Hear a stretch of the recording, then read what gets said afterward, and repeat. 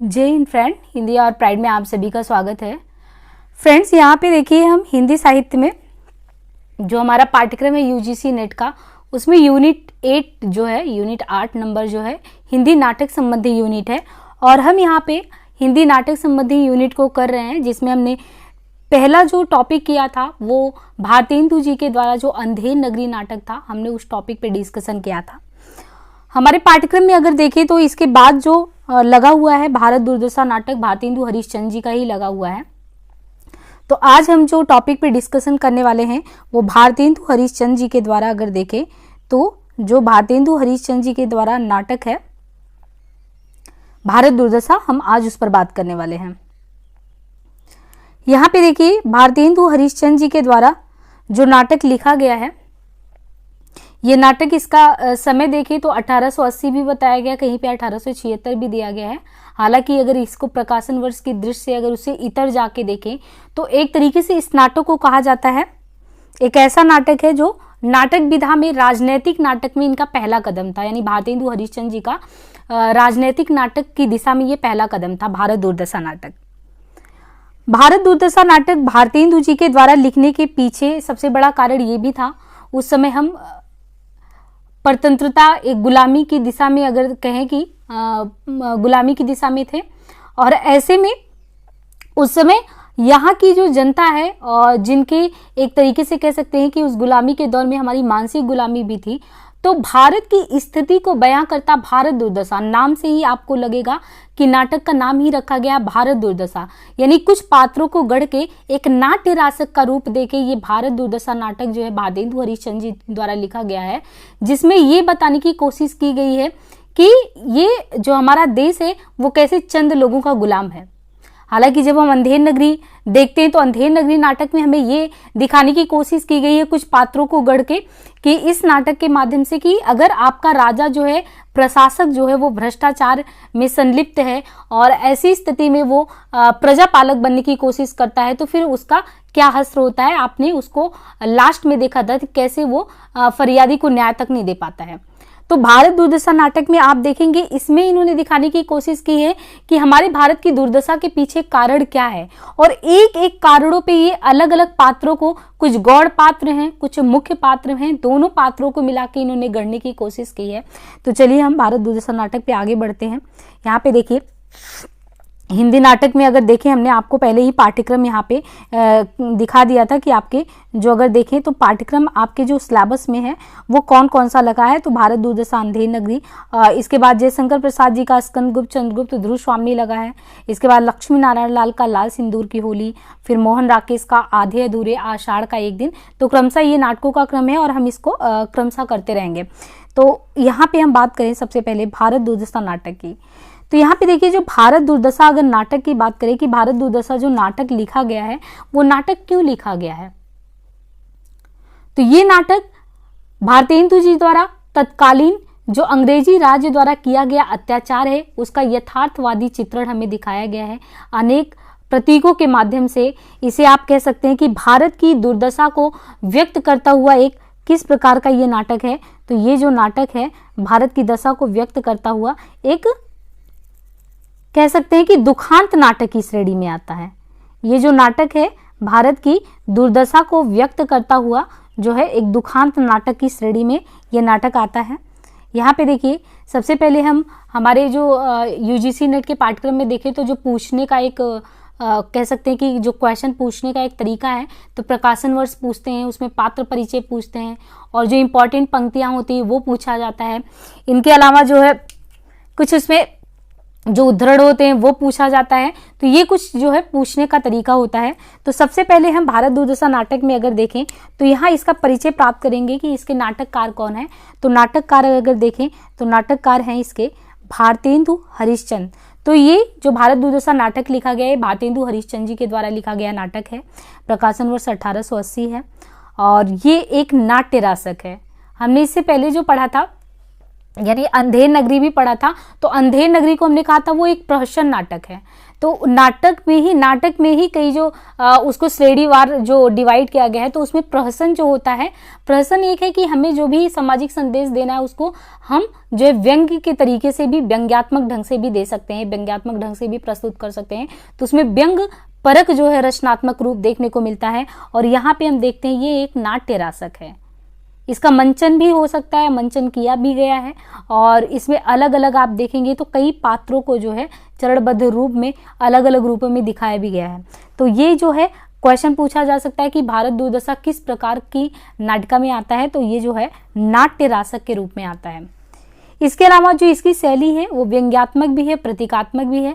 प्रतीकात्मक इस तरीके से है कि जब आप नाटक पढ़ते हैं तो इसमें देखते हैं जो पात्रों की कल्पना की गई है, पात्रों में से भारत एक पात्र है जो नायक के रूप में होता है। और इनके अलावा भारत दुर्देव होता है। भारत दुर्देव जो होता है वो खलनायक के रूप में होता है। एक तरीके से वो जो अंग्रेजी सत्ता है, तो अंग्रेजी सत्ता का जो पूरा प्रभाव होता है वो भारत दुर्देव पर आपको देखने को मिलता है। तो वो खलनायक की भूमिका में होता है। इनके अलावा बात करें कि खलनायक की भूमिका के अलावा जो एक पात्र होता है यहाँ पे भारत दुर्देव के अलावा भारत भाग्य, तो एक पात्र जो ये भारत भाग्य होता है वो कहीं ना कहीं भारत भाग्य जो होता है वो भारत के भाग्य को जगाने की कोशिश करता है। यानी जो भारत होता है भारत को उठाने की कोशिश करता है। अब यहाँ पे देखिए जो भारत है कहीं ना कहीं वो हमारा भारत देश ही है। और भारत देश को भारत दुर्देव यानी अंग्रेज जो है वो कैसे पतनोन्मुख स्थिति में लेके जा रहे हैं और उसको उठाने उसके सहायक की भूमिका में आता है भारत भाग्य। लेकिन आप ये कह सकते हैं कि उस समय भारत का दुर्भाग्य रहा कि भारत भाग्य अंततः जो है भारत को उठा नहीं पाता है। तो पूरा यही चीज आप देखेंगे क्रमशः जो है ये 6 अंकों में विभक्त है। इसके पहले आपने अंधेर नगरी नाटक देखा। अंधेर नगरी नाटक में भी आपने देखा कि क्रमशः उसको 6 चरणों में विभक्त किया गया था, अंकों में विभक्त था। तो उसमें भी आपने देखा कि अलग अलग दृश्यों को दिखाया गया है। कुछ इसी प्रकार ये नाटक भी है, आपको इसमें भी आप देखते हैं कि जो है 6 अंकों में ये विभक्त है, अलग अलग रूपों में इस चीज को यानी इस नाटक को जो है दिखाया गया है। तो हम यहाँ पे शुरू करते हैं। ये नाटक भारत की तत्कालीन यथार्थ वास्तविक दशा से परिचित करवाता है। अब यहाँ पे देखिए नाटक के पात्रों का क्रमशः नाम दिया गया है जो कि बहुत इंपॉर्टेंट है। क्वेश्चन पूछा जाता है कि जैसे निर्लज्जता है, डाह है, लोभ है, भारत है, रोग है, आलस्य है, ये जितने भी पात्र हैं तो भारतेंदु हरिश्चंद्र जी के 3-4 नाटकों के नाम दे दिए। मान लीजिए विशेष विश्वमौसम दे दिया, नील देवी दे दिया, अंधेर नगरी दे दिया, इनके अलावा भारत दुर्दशा दे दिया। और उसमें चारों से आपसे पूछेगा कि इनमें से कौन सा नाटक जो है या किस नाटक का ये पात्र है, यानी पात्र का नाम दे दिया भारत दुर्देव। तो भारत दुर्देव इनमें चारों नाटकों में से कौन से नाटक में भारत दुर्देव पात्र आता है, तो ये पूछने का इसका कलेवर होता है। तो आपको इस तरीके से सारे पात्रों को ध्यान रखना है, इवन कैटेगराइज करना है कि अंधेर नगरी भी आपके इस पाठ्यक्रम में है और अंधेर नगरी के अलावा आपके पाठ्यक्रम में भारत दुर्दशा भी है। लेकिन जरूरी नहीं है कि यही सिलेबस के दोनों पात्रों को पूछे वो, क्योंकि भारतेंदु जी को अगर आप देखेंगे तो समग्र रूप में तो नाटक की विधा में उनका एक अपना उच्च स्थान है। तो उनकी कई रचनाओं को देके और उनमें से और भी कोई जो प्रसिद्ध पात्र हैं उनमें से उनका भी नाम पूछा जा सकता है। तो बिल्कुल आपको इस तरीके से इसको ध्यान रखना है। लेकिन जो पाठ्यक्रम में है उसके एक एक पात्र को आपको ध्यान में रखना है। तो यहाँ पे देखिए जो भारत दुर्देव है, अब देखिए यहाँ पे जो क्वेश्चन पूछा है, जैसे पूछा जाए कि नाटक के पात्र में देखें तो भारत दुर्देव जो है, भारत दुर्देव हमने कहा कि ये जो भारत दुर्देव है एक तरीके से आप कह सकते हैं नाटक में ये नायक की भूमिका में है। भारत दुर्देव जो है ये अगर देखें तो इसमें एक तरीके से देखें तो ये नायक की भूमिका में है ना। और जो खलनायक की भूमिका में है वो खलनायक की भूमिका में कौन आता है, यहाँ पे जो देखिए ये भारत दुर्देव ये खलनायक है। हाँ, ये यहाँ पे ध्यान देना है, ये जो भारत पात्र है ना, भारत, तो ये जो भारत पात्र है, भारत पात्र जो है वो नाटक में भारत नायक के रूप में है। और नाटक में जो भारत नायक के रूप में है वो अगर देखेंगे तो आप जो है ये उसमें आता है। यानी जो अब अंक को डिवाइड करके देखेंगे तो जो दूसरा अंक होता है, दूसरे अंक में देखेंगे तो भारत आता है। तो यहाँ पे देखिए भारत के बारे में दिया है, भारत जो है वो फटे वस्त्र लपेटे हुए भारत ऐसी स्थिति में जो है प्रवेश करता है। इनके अलावा जो भारत दुर्देव है एक खलनायक की भूमिका में होता है और खलनायक के रूप में आता है, एक शक्तिशाली चरित्र होता है। तो उस समय जो अंग्रेजों की स्थिति थी वो शक्तिशाली ही स्थिति थी और भारत तो एक तरीके से आप कह सकते हैं गुलामी का शिकार था। तो कहीं ना कहीं वो परतंत्रता की स्थिति में, यानी गुलामी की स्थिति में था। इनके अलावा देखिए निर्लज्जता इसमें है, खुले अंगों वाली निर्लज्जता, तो निर्लज्जता भी उसमें आती है, प्रवेश करती है। इनके अलावा एक आशा है, आशा जो पात्र है इसमें नाटक में वो लड़की के रूप में आती है, तो ये ध्यान रखना कि आशा जो है वो पात्र इसमें लड़की के रूप में आती है। इनके अलावा सत्यानाश फौजदार, तो ये ध्यान रखना है सत्यानाश फौजदार। अब ये जो सत्यानाश फौजदार है, ये सत्यानाश फौजदार भी आता है। रोग, आलस्य, मदिरा, अंधकार, तो क्रमशः ये सारे का जो है यहाँ पे आपको दिया गया है, आलस्य भी दिया गया है, मदिरा भी दिया गया है, अंधकार भी दिया गया है, ये सारे जो है यहाँ पे क्रम से नाम दिए गए हैं। यहाँ पे देखिए इनके अलावा बस उतने ही पात्र नहीं है, अगर हम कहें कि बस उतने ही पात्र हैं तो ऐसा नहीं है, उनके अलावा भी अगर देखें तो यहाँ पे काफ़ी पात्र हैं। जैसे यहाँ पे अगर देखें तो बंगाली है, महाराष्ट्र है ना, बंगाली के अलावा अगर देखें तो महाराष्ट्र भी हैं, एडिटर भी हैं और कवि भी हैं, है ना, पंडित देसी महाशय हैं, और इनके अलावा देशी महाशय ये हो गए। तो यहाँ पे अगर देखेंगे डिसलॉयल्टी करके राजद्रोह, तो ये और भी पात्र हैं, बंगाली, महाराष्ट्र है ना, इनके अलावा एडिटर, कवि, पंडित, देसी महाशय, डिसलॉयल्टी, राजद्रोह, ये जितने भी पात्रों का नाम हमने देखिए कि यहाँ पे जो है आपको यहाँ पे अगर देखें तो PDF में प्रोवाइड किया, ये सारे ही पात्रों का नाम आपको ध्यान में रखना है। अब यहाँ पे देखिए नेक्स्ट अगर मूव करें तो नाटक के प्रमुख उद्देश्य पे आते हैं। तो नाटक का प्रमुख उद्देश्य हमने वैसे पहले ही बता दिया कि उस समय जो भारत की दुर्दशा थी, उस दुर्दशा से जो है जनमानस को अवगत कराना था। तो भारत दुर्दशा नाटक का यही जो है बेसिकली उद्देश्य था उस समय के लिए। यथार्थवादी चित्रण, यथार्थ बोले तो जो सच्चाई था भारत का, उससे लोगों को अवगत कराना, वो चीज़ था। अब नाटक की विषय वस्तु की बात करें तो नाटक में ये है कि असहनीय अंग्रेजी व्यवस्था का चित्रण, उस समय जब हम गुलामी की जंजीरों में बिल्कुल जकड़े हुए थे और जिस तरीके से हमको एक तरीके से गुलाम की तरह ट्रीट किया जा रहा था उस समय, तो वो असहनीय स्थिति थी लोगों के लिए। और लोगों को एक तरीके से जन जागरण करना था, लोगों की चेतना को जगाना था, तो लोगों की ताकत को उन्हें महसूस कराना था। तो इस तरीके से बताना था कि भारत की क्या दुर्दशा है, उसके पीछे क्या क्या चीजें कारण है।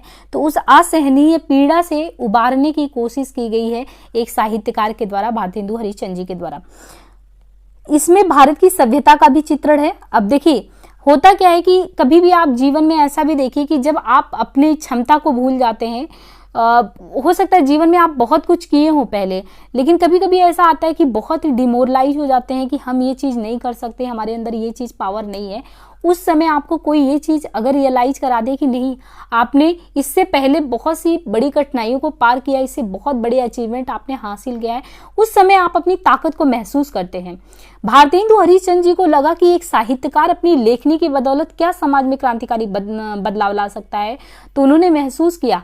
तो आप जब पहला अंक देखते हैं, क्योंकि ये 6 अंकों में विभक्त है नाटक, तो आप देखते हैं कि जो पहला अंक है और पहले अंक में जो एक योगी जो होता है वो गीत गाकर, यानी वो गीत, लावनी गीत जो होता है, लावनी गीत गाते हुए वो अंदर प्रवेश करता है और भारत की जो प्राचीनतम गौरव है उससे लोगों को अवगत कराता है। उस प्राचीनतम गौरव गीत में अगर देखें तो उस समय ये बताया गया होता है कि पहले आपका देश क्या था। जैसे हमें आज भी याद दिलाया जाता है कि पहले भारत सोने की चिड़िया रहा करता था, तो फिर ऐसी स्थिति अब क्यों हुई, या हम फिर गुलाम क्यों हुए। तो आपको ना पुरानी उन चीजों को याद दिलाया जाता है कि आपके अंदर इतनी सामर्थ्य है, आप अपनी सामर्थ्य को भूल चुके हैं। तो पहला अंक बिल्कुल यही चीज आपको देखिए कि शुरुआत ही यहीं से होता है और बहुत ही अंग्रेज राज सुख साज सजे सब भारी, बहुत ही मतलब आप कह सकते हैं कि शुरुआत ही बहुत ही तगड़ा करते हैं भारतेंदु जी इस नाटक का। तो इस तरीके से लावनी गाते हुए जो है एक योगी जो है प्रवेश करता है, ये इसका पहला अंक होता है। यहाँ पे देखिए पहला अंक जो होता है तो ये पूछा भी जाता है कि जो 6 अंक हैं उनमें से अलग अलग अंकों के बारे में पूछा भी जाता है। तो नाटक का पहला अंक क्या है और पहले अंक का स्थान क्या है। तो यहाँ पे देखिए जो नाटक का पहला अंक है, नाटक का पहला अंक क्या है, यहाँ पे बीथी या मार्ग है ना, बीथी या मार्ग जो है, एक योगी जो है यहाँ पे अगर आप देखिए तो एक योगी जो है ये लावनी गीत गाते हुए जो है एंट्री करता है। अब दूसरा अंक स्थान आप देखेंगे तो दूसरा स्थान क्या होता है, शमशान। दूसरा स्थान होता है शमशान, टूटे फूटे मंदिर। और टूटे फूटे मंदिर बिल्कुल जैसे कह सकते हैं कि एकदम वीरान स्थिति हो, और जहाँ पे टूटा फूटा मंदिर है, वीरान स्थिति है, तो वहाँ पे कौवा चील यही सब मतलब घूमेंगे फिरेंगे, कुछ ऐसा ही स्थिति होगा।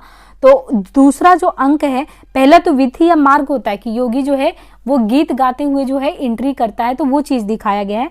लेकिन जो दूसरा अंक है, दूसरा अंक देखेंगे, शमशान, टूटे फूटे मंदिर, कौवे, कुत्ते, सियार घूमते हुए, अस्थियां इधर उधर पड़ी होती हैं। और उस समय जैसे पहले में योगी एंट्री करता है, दूसरे में भारत का प्रवेश होता है। तो हमने कहा था कि भारत का प्रवेश किस में होता है, भारत का प्रवेश जो होता है, ये क्वेश्चन बन सकता है कि भारत जो नायक के रूप में होता है, मतलब आप कह सकते हैं कि ये गौड़ पात्र नहीं है, मुख्य पात्र है भारत।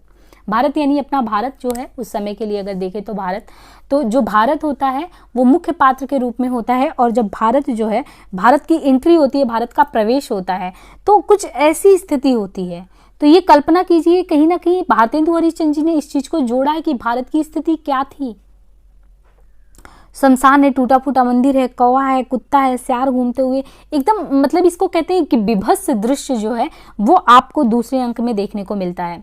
तो इस अंक में भारत स्वयं आकर जो है क्या करता है कि भारत जो है ऐसी स्थिति को जब देखता है तो क्रंदन करने लगता है, वो रोने लगता है ऐसी स्थिति को कि ये वही देश है जिस देश के लोग अपनी मातृभूमि को और मातृभूमि को बचाने के लिए, यानी जब हम गीता में पढ़ते हैं या अपने और भी जो भी ग्रंथ हैं उनमें पढ़ते हैं कि इस भारत भूमि के लिए लोग कितने मतलब कि लड़े हैं, कटे हैं, और लेकिन अपनी मातृभूमि से इतना प्रेम करते थे कि उसको छोड़ने के लिए तैयार नहीं थे। इसके बारे में ये भी कहा जाता है कि सुचग्रम न दस्यामि, यानी सुचग्रम न दस्यामि बिना युद्धेन केशवः, यानी लोग ये भी इसके लिए कहते हैं कि अपनी मातृभूमि को हम, अपनी जो मातृभूमि का उसका सुई भर का नोक, जो सुई का नोक होता है, हम उतना भी देना नहीं चाहते हैं किसी को। और हमने अंग्रेजों की गुलामी सहने के लिए पूरी तरीके से हम तैयार हो गए। तो अंग्रेजों का राज्य होने पर सोचा था कि हम अपने दुखी और जो निराश स्थिति है, तो दुखी और निराशा इन सब से उभरेंगे, और कहाँ पे हम गुलामी की जंजीरों में और भी जकड़ गए। और इतना वो सोचता है, भारत क्रंदन करते हुए रोते हुए आता है और सोचता रहता है, और सोचते सोचते इतने ही करने में वो ईश्वर को ध्यान करता है, और इतने में वो ऐसी स्थिति में होता है, असहाय स्थिति में, कि वो मूर्छित हो जाता है। तो पूरा आपको जो दूसरा अंक है, दूसरे अंक में शमशान, टूटे फूटे मंदिर, कौवे, कुत्ते और ये सारी चीज़ें, अस्थियां इधर उधर बिखरी हुई, ये सारी चीज़ें दिखती हैं। और जो भारत नायक के रूप में होता है, भारत की स्थिति जो होती है वो मूर्छित स्थिति हो जाती है। जब वहाँ पे आप देखते हैं कि जैसे एक नाट्य रूप में ये चलता रहता है, तो मंचन होता रहता है। अब जब ऐसे भारत की एंट्री होती है और वो मूर्छित हो जाता है, तो उस समय आप देखते हैं कि वहाँ पे जो है भारत जब ये प्रवेश किया होता है, तो वहाँ पे जो है जब वो मूर्छित स्थिति में होती है, तो निर्लज्जता आशा के साथ आती है और उसे अंदर लेके जाती है। तो ये कुछ गौड़ पात्र भी हैं, इसमें निर्लज्जता भी है, आशा भी है, जो उन्हें अंदर खींच के लेके जाते हैं। अब यहाँ पे देखिए जो तीसरा अंक है, तो तीसरा अंक किससे संबंधित है? तीसरा अंक संबंधित है यहाँ पे मैदान। पहले में बीथी मार्ग, जो लावनी गीत गाते हुए एंट्री करते हैं। दूसरा अंक स्थान हो गया शमशान का, और तीसरा अंक स्थान हो गया मैदान का। मैदान में फौज के डेरे दिखाई पड़ते हैं। तो जो मैदान है, मैदान में आपको क्या देखने को मिलता है? यहाँ पे मैदान में फौज के डेरे दिखाई पड़ते हैं। भारत दुर्दैव आता है। तो भारत दुर्दैव के बारे में हमने बताया था, ये भारत दुर्दैव वही ये खलनायक पात्र होता है। यहाँ पे देखिए भारत जो आया था, जो दूसरे में वो नायक पात्र था, लेकिन भारत दुर्दैव जो है वो खलनायक पात्र है। तो तीसरे अंक में भारत दुर्दैव आता है, और भारत जो दुर्दशा है उसका पूरा विवरण देता है कि भारत की, क्योंकि ये अंग्रेजों की तरफ से होता है और इसे खुशी होती थी, ये बताता है कि भारत की इस समय पतनोन्मुख स्थिति क्या है। भारत दुर्दैव ये जानकारी देता है कि भारत में क्या क्या चीजें नहीं है इस समय। भारत में वो सारी, अगर कह सकते हैं कि भयंकर से भयंकर स्थिति में अगर देखें तो वहां पे अकाल भी है, महंगाई भी है, रोग भी है, डाहा भी है, लोभ भी है, जितनी बुराइयां हो सकती हैं बहुत ही खुशी के साथ जो है वो अंग्रेजों के, क्योंकि वो उस तरफ होता है, तो वो एक एक सूचना देता है कि इस समय अगर देखा जाए तो भारत में वो सारी चीजें व्याप्त हैं जो भारत को खोखला कर रही हैं अंदर से। तो यहाँ पे देखिए टिकस, और ये भी कि उस समय बहुत ज्यादा टैक्स भी ये लोग लगाते थे, काला धन, ये सारी चीजें भी हैं, सभी का उल्लेख करता है। और इसमें आप देखिए कि जो भारतेंदु हरिश्चंद्र जी हैं उनके द्वारा एक दर्द ये भी प्रकट किया गया है कि अगर देखें तो इस समय जो अंग्रेजी शासन में अगर देखें तो हिंदुओं में सुधार नहीं हुआ, वे अंग्रेजों से अवगुण ही ग्रहण करते हुए चले जा रहे हैं। और यहाँ पे साथ में मैदान में फौज के डेरे दिखाई पड़ते हैं और भारत दुर्दैव आता है, सारी चीजों को बताता है और ये सारी चीजें जो है वहां पे वार्तालाप होती है। यही सब अवगुण नहीं है, यही सब नहीं, उस समय बाहा आडंबर इतने व्याप्त थे और इतनी कुरीतियां विद्यमान थी कि वृद्ध विवाह है ना, विधवा विवाह हो गया, बाल विवाह हो गया, और ये सारी चीजों को तो दरकिनार कर देते। जो समाज में कुछ क्रांतिकारी परिवर्तन ला सकते थे तो उसके तो ये विरोध में होते थे। बाकी आप कह सकते हैं कि झाड़ फूक हो गया है ना, खींचातानी और जो भी चीजें होनी चाहिए जो समाज में बिखराव पैदा करती हैं वो सारी चीजें व्याप्त थी। तो भारत दुर्दैव जो है भारत कैसे पतनोन्मुख, कैसे गिर रहा है उसकी स्थिति के बारे में पूरा विवरण देता है। तीसरा अंक जो है, तीसरे अंक स्थान में मैदान में आके और इस तरीके से वो पूरी जानकारी देता है कि ये समस्या पूरे भारत में समय व्याप्त है। इसके बाद आता है चौथा अंक।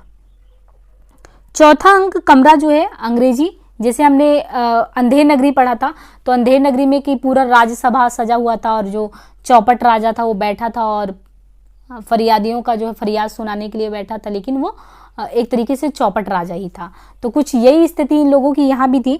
तो कमरा जो है अंग्रेजी सजा हुआ है। अब यहाँ पे आपको ये स्थिति थोड़ी देखनी है कि उस समय कि कभी कभी हम जो है ऐसी जगह पे बैठ के डिसीजन लेते हैं जहां से डिसीजन लेने का कोई अर्थ ही नहीं निकलता। जैसे कोई व्यक्ति अगर पर्यावरण पे बात कर रहा है और वो स्वयं एसी में बैठा हो और वो ऐसे कमरे में बैठा हो जहां से वो महसूस ही नहीं कर सकता हो कि सच में पर्यावरण की क्षति जो है या जो ग्लोबल क्लाइमेट चेंज के फिनोमेना हो रहे हैं जिससे लोगों को सच में आपदा भुगतना पड़ रहा है वो रियल में क्या होता है, वो सिर्फ इमेजिनेशन के आधार पे कोई चीजें कहता है। कुछ आपको चौथा अंक जो है भारतेंदु हरिश्चंद्र जी ने यही क्रिएट किया है कि उस समय जब भारत ऐसी स्थिति में था जहां पे इस तरीके से समस्याएं व्याप्त थी, उस समय एक अंग्रेजी सजा हुआ कमरा, मेज कुर्सी लगी हुई और कुर्सी पर भारत दुर्दैव बैठा है। भारत दुर्दैव वही है जो अंग्रेजों की तरफ है और उसका वेशभूषा भी ऐसा है, कुछ वो हिंदुस्तानी लग रहा है, कुछ मुस्लिम के तरीके से, तो पूरा उसका रूप ही बिल्कुल अलग है। मतलब आप कह सकते हैं कि उस समय जैसे अंग्रेजों की गुलामी का शिकार कुछ लोग ऐसे रहे हों कि कुछ चापलूसी करने लगे हों, कुछ इस तरीके से उसका पूरा रंग रूप है और बढ़िया वो कुर्सी पे बैठा हुआ है। और इस अंक में जब भारत दुर्दैव बैठा हुआ है तो वो क्या बता रहा है, रोग, आलस्य, मदिरा और अंधकार को क्रमशः हम भारत भेज रहे हैं। यानी भारत को तोड़ने के लिए एक एक करके वहां के लोगों को तोड़ने के लिए मदिरा है ना, मदिरा का सेवन करे तो सेवन करने से लोग किस तरीके से मतलब कि एक गलत रास्ते पे, गलत ट्रैक पे जाएं। आलस्य, लोगों में आलस्य कर जाए, जब आलस्य कर जाएगा तो वहां पे इतने लोग जागरूक नहीं होंगे भारत के। तो ये जितनी भी एक तरीके से कह सकते हैं कि जो चीजें भारत को तोड़ने वाली हैं, भारत दुर्दैव कह रहा है कि हम यहाँ तक कि अंधकार को भी, आलस्य को भी, रोग को भी, मदिरा को भी, सबको वहां पे एक एक करके भेज रहे हैं।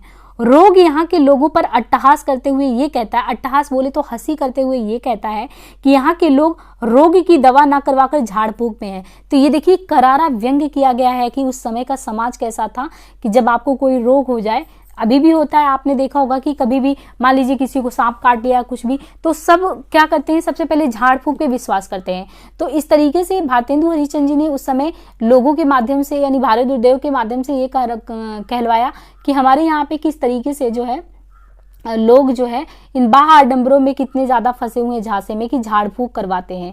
तो भारत दुर्दैव मजा ले रहा है कि रोग तो वहां पे गया है, जैसे उस समय बहुत ही आप देखते थे कि हैजा फैलता था तो कितने लोग साफ हो जाते थे, बहुत सारी बीमारियां वगैरह फैलती थी।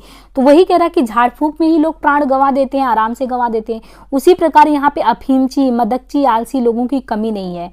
और ये जितनी भी चीजें हैं, अंधकार ने भारत को पूरी तरह से घेर लिया है और अगर भारत को पूरी तरह से घेर लिया है तो भारत का बचना संभव नहीं है।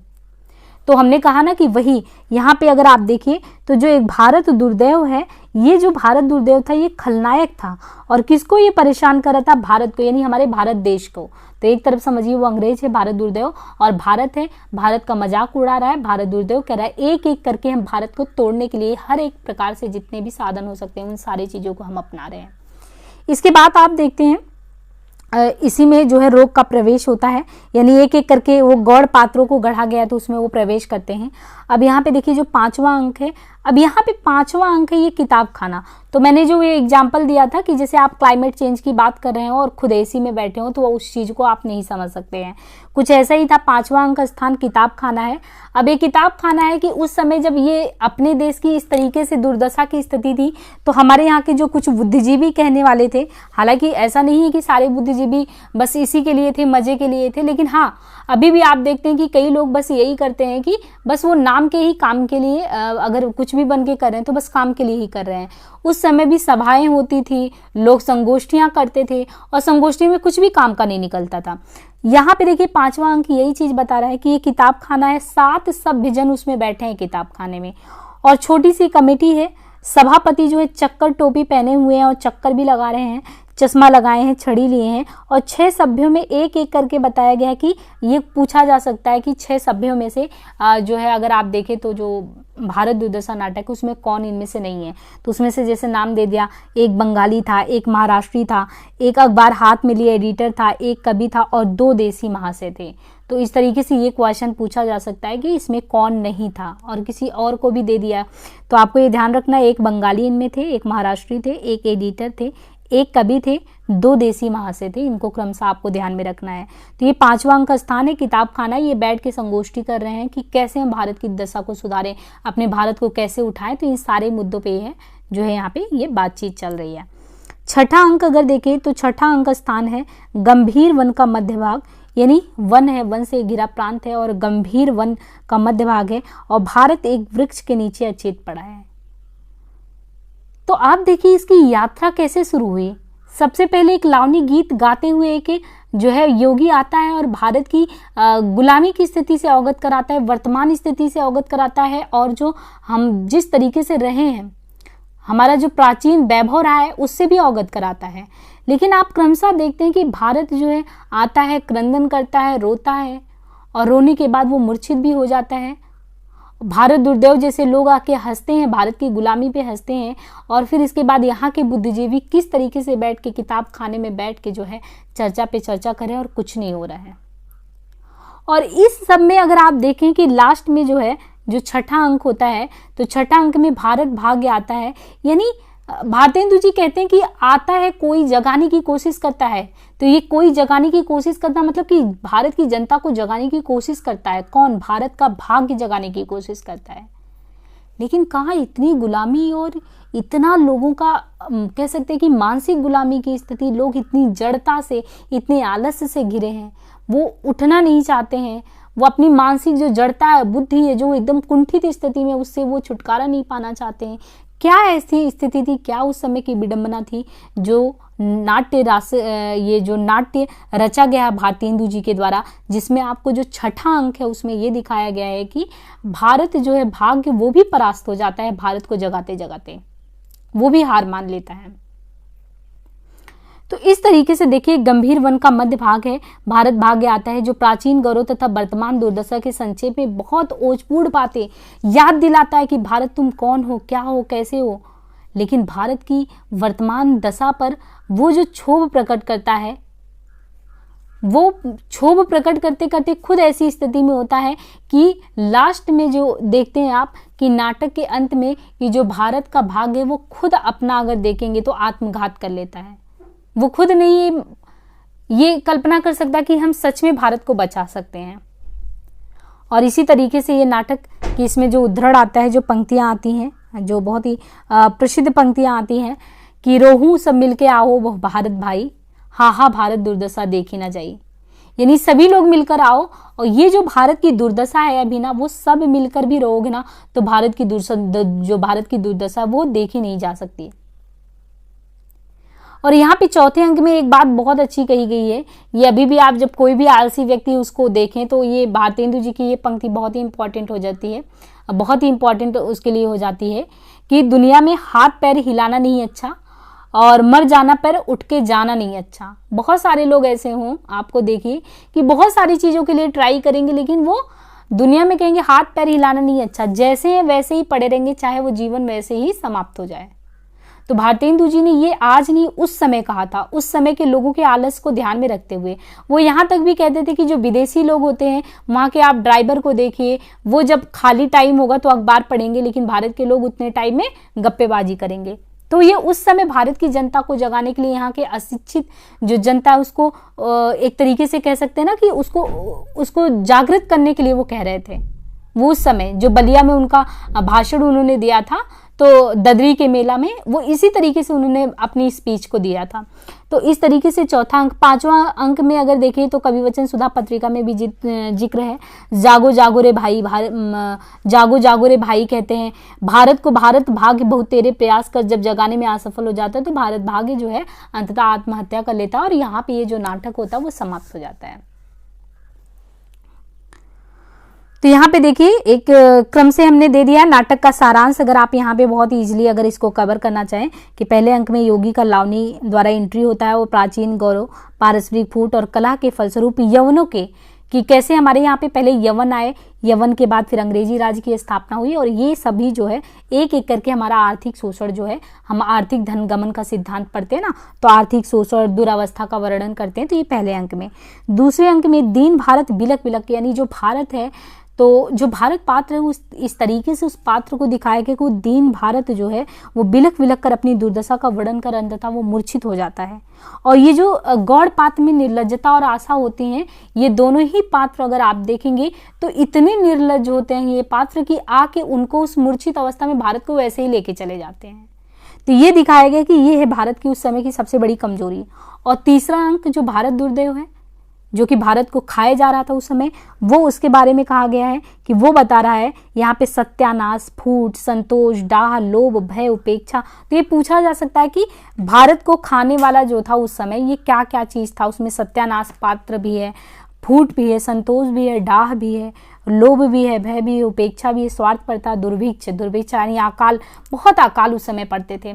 तो अकाल पड़ना, अतिवृष्टि हो जाता था, अनावृष्टि, कम बारिश हो रहा है, कभी ज्यादा बारिश हो रहा है, ये सभी, और धन, बल और विद्या तीनों को ही नष्ट कर रहा था। तो भारत दुर्दैव हमें अंदर से इस तरीके से तोड़ रहा था। और इनके अलावा चौथे अंक में पुनः भारत दुर्दैव, रोग, आलस्य, इतना कम था भारत को तोड़ने के लिए। जो भारत दुर्दैव चौथे अंक में भी आप देखते हैं, कहता हमने आलस्य को, यानी लोग खा के तन के सोए, इनके अलावा मदिरा पी के सोए, अहंकार, इन सारे जो भी विकृतियां होती हैं, विकार होते हैं, वो उन सारी चीजों को भी भेज दिया है भारत को नष्ट करने के लिए। तो रही सही जो है दशा भारत को तोड़ने के लिए वो भारत दुर्दैव कहता है, वो भी हमने भेज दिया है। और पांचवें अंक में 7 सभ्यों की कमेटी वाला हमने बताया ही। छठे अंक में भारत भाग्य आखिर मूर्छित हो जाता है और भारत को जगाने का प्रयास करता है। वह उसे प्राचीन गौरव की स्मृति दिलाता है कि आप जाग जाओ, जाग जाओ। अंग्रेजी राज में उन्नति की संभावनाओं पर प्रकाश भी डालता है। जब उधर से भी उसकी आशा नष्ट हो जाती है तो अंतिम में वो निराश होकर सीने में कटार मार लेता है। तो यहाँ पे ये देखिए, सीने में कटार मार लेता है। तो यहाँ पे देखिए यही है, जय सतयुग थापन करन नासन ले छचार, कठिन धार तरवार कर कृष्ण कल की अवतार। तो यहाँ पे कृष्ण कल की अवतार के बारे में भी जो है मंगलाचरण, जब ये मंगलाचरण होता है कि जब कोई भी नाटक वगैरह शुरू होता है, तो जैसे हम लोग कोई भी बहुत ही शुभ काम करते हैं तो सबसे पहले भगवान को याद करते हैं। तो यहाँ पे जो भी नाटक की विधाएं या हिंदी साहित्य वगैरह में आप देखेंगे जो शुरुआत किया जाता है मंगलाचरण से किया जाता है। तो यहाँ पे जय सतयुग थापन करी, तो ये यहाँ पे मंगलाचरण यहाँ से शुरुआत होता है। इनके अलावा कहा जाता है कि रोहू सब मिलके आओ भारत भाई, हा हा भारत दुर्दशा ना देखी जाई, यानी सब मिलके आओ और भारत की ये दुर्दशा हमसे नहीं देखी जा सकती। सबके पहले जही ईश्वर धन बल दीनो, सबके पहले जही सभ्य विधाता कीनो। इनके अलावा सबके पहले जो रूप रंग रस भीनो, सबके पहले विद्या फल जिन गही लीनो, सबके पीछे सोई परत लखाई, हा हा भारत दुर्दशा न देखी जाई, जहां भय साक के हरिचंदन नहु से आती। तो भारत की जो आप कह सकते प्राचीन गौरव है कि कौन, नहुष, ययाति, ऐसे ऐसे वंश यहाँ पे हुए हैं। यहाँ राम, युधिष्ठिर सभी लोग हुए हैं। वासुदेव सरयाति, भीम हुए, कर्ण, अर्जुन की छटा दिखाती। तार रही मूर्ता कला, वहां पे आज मूर्ता, कला, विद्या, अविद्या सब कुछ है। तो ये सब क्या देख सकते थे उस समय। तो इस तरीके से जो है भारतेंदु जी का जो है दर्द जो है भारतेंदु हरिश्चंद्र जी द्वारा इस नाटक में भारत दुर्दशा में इनका दर्द प्रकट हुआ है। और इसी तरीके से पूरी आप देखेंगे कि जितना नाट्य रासक में किल्लरी वैदिक। अच्छा, एक चीज़ और भी खासियत है इसमें कि आप देखेंगे वैसे तो सारी खड़ी बोली में है, लेकिन जो ये जो पंक्तियां दी गई हैं वो आप देखेंगे कि ये जो है ब्रज भाषा में या पद्यात्मक रूप में दिया गया, तो ये भी है। यहाँ पे देखिए, लरी वैदिक जैन डुबोई पुस्तक सारी, करी कलह बुलाई जवन सैन पुनि भारी, तिन नासी बुद्धि बल विद्या धन बहुबारी, छाई अब आलस कुमति कला दिहारी। और भय अधपंगु, यानी सब अधपंगु हुए, दीन हुए, हीन हुए, बिलक रहे हैं, रो रहे हैं। हाँ, ये भारत की दुर्दशा नहीं देखी जाती। तो इस तरीके से यहाँ पे देखिए दिया है, कोई नहीं। और ये भी कहते हैं कि कोई नहीं पकड़त मेरो हाथ, 20 कोटि सुत होत फिरत में। जैसे आज हम कहते हैं कि भारत में अगर कोई भी समस्या आ जाए तो भारत की इतनी जनसंख्या है वो उस चीज को संभाल लेगी, लेकिन उस समय कहते हैं कि नहीं, इतनी बड़ी जनसंख्या है, लेकिन अगर वो 20 कोटि 20 करोड़ अगर भी जनसंख्या हो तो वो कोई पुत्र नहीं है जो भारत को भारत माता की हाथ को पकड़कर और इस जो समस्या है उससे भारत को निकाल सकता है। इसका मतलब अनाथ की स्थिति में जाकी शरण गहा सोई, भारत सुनत न को। भारत की जो दुख गाता है, दिन दिन विपत बढ़ रही है, लेकिन भारत को कोई सुनने वाला नहीं है। और इस तरीके से भारत उदय होता तो उसकी फौज, भारत जो एक समय सभ्यता के सर्वोच्च शिखर पे होते, उसी का आज पतन हो गया। भारत दुर्दैव वो कहता है कि एक समय तो ये लोग जो है सभ्यता के सर्वोच्च शिखर पे होते थे, आज हमने फूड, कला, रोग, महंगी, अविद्या और उसके अलावा और क्या चीज कर रहे थे, दूसरों का अंधानुकरण कर रहे थे। विज्ञान का हमारे यहाँ पे अभाव था। और निज भाषा पे यानी हिंदी है तो हिंदी पे आज भी हम शर्म कर रहे हैं। तो निज भाषा उन्नति है, सब उन्नति को मूल, बिन निज भाषा ज्ञान के मिटत नहीं को सूल। तो ये भारतेंदु जी तो तब भी कह रहे थे कि हम निज भाषा पे काम नहीं कर रहे, हमारे यहाँ विज्ञान का अभाव है और ये जितनी बाहकुरीतियां होती हैं वो सब हमारे यहाँ पे हैं। तो इसका ही फायदा लोग है उठा रहे थे। तो यहाँ पे देखिए एक क्रमशः सारी चीजों को दिया है, एक एक करके यहाँ पे देखिए जो गौड़ पात्र होते हैं आते हैं कि हमारा नाम है सत्यानाश, आए हैं राजा के हम पास, घर के हम लाखों ही भेष, किया चौपट ये सारा देश। तो एक एक बताता है सत्यानाश कि मैं कैसे आया, मैंने भारत को एक एक करके कैसे तोड़ा, कैसे बिखेरा है भारत को। और हमने यहाँ पे बहुत सारे धर्म फैलाए हैं। और कौन सा धर्म? छुआछूत का धर्म। और होके जयचंद हमने एक बार खेल दिया। तो जयचंद को हम इसलिए भी याद करते कि उन्होंने छल किया भारत के साथ। तो होके जयचंद हमने एक बार खोल ही दिया हिंदू का द्वार हलाकू। हमारे अदना सूर दुरानी अहमद नादिर शाह, तो कैसे हमारे भारत के गौरव को लौटा नादिर शाह, अहमद शाह अब्दाली। तो ऐतिहासिक तौर पे जो है भारतेंदु जी उन ऐतिहासिक पात्रों को भी उठाते हैं, याद कराते हैं कि हमारे भारत को एक एक करके कैसे लोगों ने लूटा है। और ये भी कहते हैं कि हमने कल बल छल तीनों से लूटने का प्रयास किया है। और पिलावेंगे हम खूब शराब, और शराब पिलाएंगे और लोगों को नशा से एकदम भरपूर कर देंगे, तो वो फिर उठ कैसे पाएंगे, वो भारत के बारे में सोच कैसे पाएंगे। और इस तरीके से कहते हैं कि यहाँ पे देखिए कि दुरानी अहमद विश्वास और क्रूरता का प्रतीक है, नादिर शाह जो है सर्वनाश का प्रतीक। एक नादिर शाह आया और प्रसिद्ध ईरानी सैनिक था, उसने कैसे सर्वनाश कर दिया। हलाकू जो है यहाँ पे विध्वंस और क्रूरता का प्रतीक है। चंगेज खां का उत्तराधिकारी, चंगेज खां को आप इतिहास में पढ़ते हैं कि कितना क्रूरतम एक शासक के रूप में था। और इसके तरीके से कि दुर्भिक्ष, महंगी, रोग, फैशन, ये सब भी भारत को जो है एक तरीके से जो है परास्त कर डाल रहा है। तो मतलब अगर आप यहाँ पे एक चीज देखेंगे कि भारत को जो है परास्त करने में कोई कसर नहीं छोड़ने वाले थे ये अंग्रेज। और उस दशा का अगर किसी ने बहुत अच्छे से अगर यहाँ पे देखे तो सच में विवरण दिया है तो वो भारतेंदु हरिश्चंद्र जी ने दिया है। भारतेंदु हरिश्चंद्र जी को अगर देखे तो उस समय उन्होंने भारत के दर्द को समझा कि सच में अगर देखा जाए तो भारत कहाँ जा रहा है। हमारा भारत जो भारत की अगर प्राचीन गौरव को उठा के देखे तो हमारा भारत कहाँ था।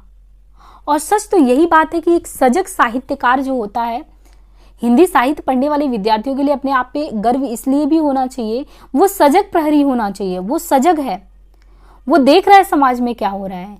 सिर्फ और सिर्फ ये नहीं कि हमने परीक्षा पास करने के लिए बस उतने ही पढ़ना है, समाज में क्या हो रहा है अलग अलग क्षेत्र में, उन सारे से जो हमारा एक सजगता का तार होता है वो जुड़ा होना चाहिए। भारतेंदु हरिश्चंद्र जी ने उन्हीं चीज़ों को कनेक्ट करने की कोशिश की है। और कहीं ना कहीं ये चीज़ें अभी भी आप देखेंगे तो ऐसा नहीं कि रिलेवेंट नहीं है, आज भी रिलेवेंट हो सकता है।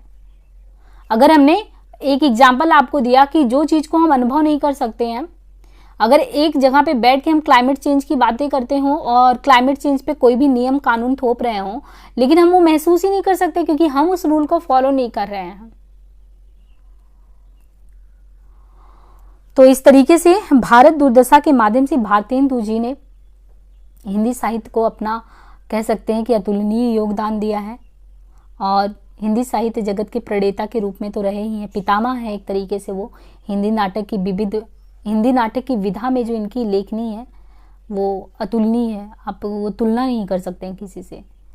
और इसीलिए शायद यूजीसी नेट ने अपने पाठ्यक्रम में अंधेर नगरी नाटक को भी लगाया और भारत दुर्दशा को, ताकि आप जो भारत की जनता है और खास करके जो स्टूडेंट है हिंदी साहित्य का, वो समझे, तो भारत को, अपने भारत की दशा को समझे। और अगर आपके देश में एक ऐसा शासक शासन करता हो जो सच में बुद्धि से भ्रष्ट हो, तो वो अपनी प्रजा की रक्षा कैसे कर सकता है। तो एक में उन्होंने प्रजापालक के रूप में जो रक्षा होनी चाहिए और किस तरीके से एक प्रशासक जो अच्छा होना चाहिए, तो प्रशासन पे बात करने के लिए अंधेर नगरी जैसा नाटक रचा। और दूसरा, उस समय की भारत की पतोन्मुख स्थिति से अवगत कराने के लिए भारत दुर्दशा जैसे नाटक को उन्होंने रचा। तो उम्मीद है हमको कि भारतेंदु हरिश्चंद्र जी के ये दोनों ही नाटक आपको बहुत अच्छे से समझ में आ गए होंगे।